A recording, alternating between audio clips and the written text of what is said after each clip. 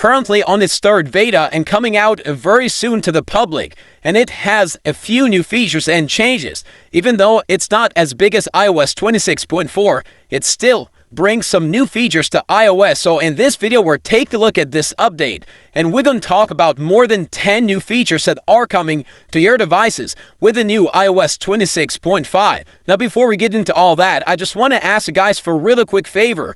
Most of you guys that watch my videos are still not subscribed to the channel. So if you enjoy the videos and you want to see more of them, please make sure to hit that subscribe button and turn on notifications. It really helps the channel a lot. Now, first off, there will be new wallpapers on your device. So you can see right here, even though these are not available yet with the betas of iOS 26.5, we have this report by Mark Grumman, who says that iOS 26.5 and watchOS 26.5 will have a new Pride luminance wallpapers and a watch face when it actually releases in the coming weeks to the public.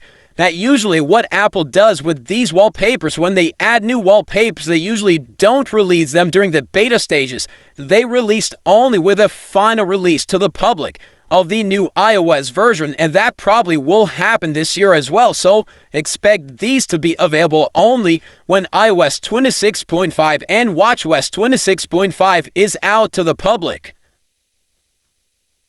There will be a few new features and changes on the Maps app as well. And first of all, right here is suggested places, even though it's actually not showing currently on my Maps app. I don't know why, but a lot of users have this new feature where it will basically show you suggested places. So when you visit like a place on the Maps app, it will show you without searching anything there. The suggested places are right there, like restaurants and things like that.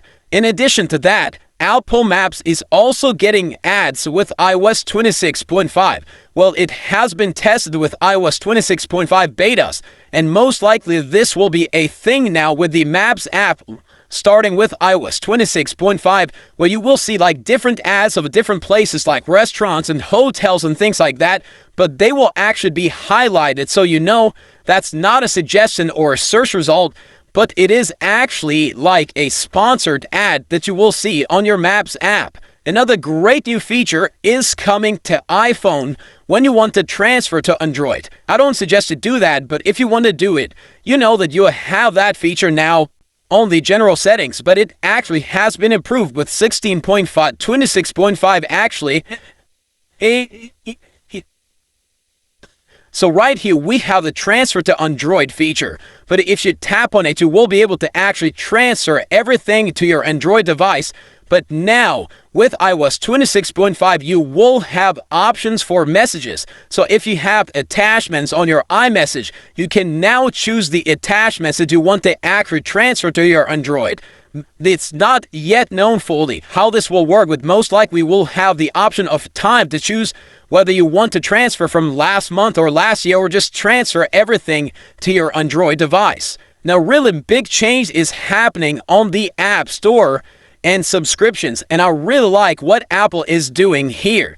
This will basically be a combination of the monthly and yearly subscriptions. So, you know, pretty much nowadays everything is a subscription, but you will have the monthly subscription and the yearly subscription, as you probably have seen. If you basically subscribe yearly to an app or whatever that is, it will be much cheaper. Now, what Apple is doing, it's basically bringing you an option on the App Store where you can now subscribe yearly, but the payment is done monthly. So let's say an app offers like a $30 monthly subscription, but it offers a $100 yearly subscription. Now you can subscribe to the yearly one, but you get to paid month by month. So that payment will be separated into 12 months, and that will actually be quite good. It will basically give the option to a lot more people to subscribe yearly, get things for much cheaper.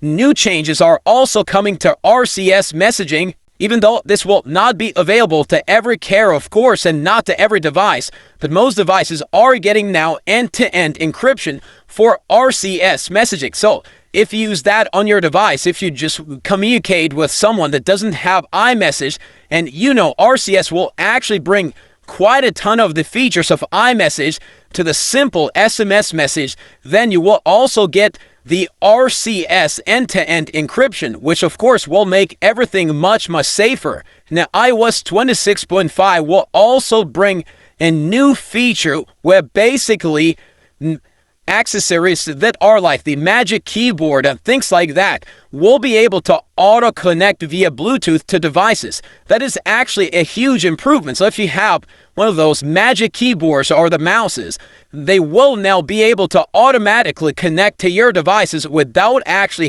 having you do that manually, which is also a great save of time and your effort. So everything now connects automatically. Now, once you open the TV app for the first time on iOS 26.5, you will see this new splash screen talking about watching Apple TV on your television. So basically, it lets you know that you can get notified when smart TVs or devices are on your network and are supported by Apple TV apps, so you basically get to watch on your television and not on your phone or iPad.